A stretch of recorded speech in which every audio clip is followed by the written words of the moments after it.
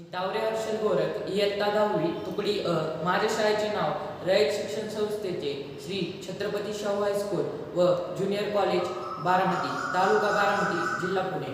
मी Gandhi research foundation Jalgaon व मराठी विज्ञान परिषदेद्वारे आयोजित राष्ट्रीय नवसंशोधन स्पर्धेत साऊंड वेव्ह डिटेक्टर हे मॉडेल प्रस्तुत करीत आहे.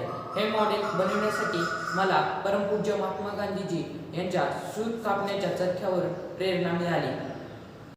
विज्ञान विषयातील ध्वनी या घटकाचा अभ्यास करत असताना ध्वनीची निर्मिती, ध्वनी तरंग, अनुतरंग, संपीडन, विरलन, घनता, दाब, माता, कुंड, तरंग लांबी, कमी वारंवारता, उच्च वारंवारता, स्वरमान या संकल्पना आपण तक्ता, फळ्यावरील काढलेल्या आकृत्या, चित्र व कल्पना करणे इत्यादींच्या साहाय्याने शिकताना पूर्ण समजत नाहीत.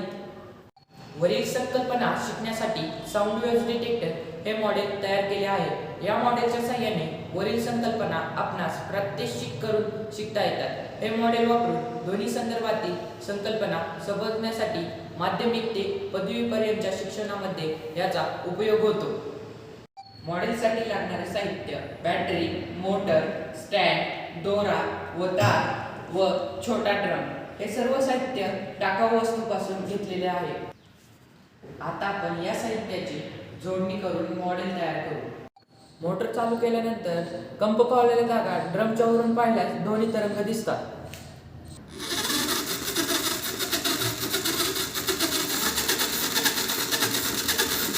आकृतीत दाखवल्याप्रमाणे आयाम, तरंग लांबी, माथा, कुंड हे आपल्याला अभ्यासता येते.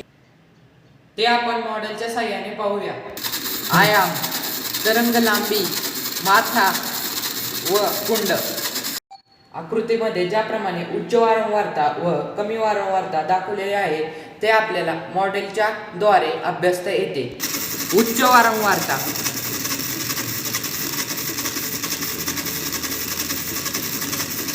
कमी वारंवारता.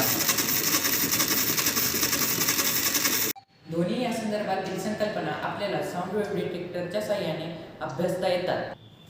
तरी या संकल्पना व्हिडिओपेक्षा आपल्याला प्रत्यक्षरित्या चांगल्या अनुभवता येतात. धन्यवाद. आभारी आहे.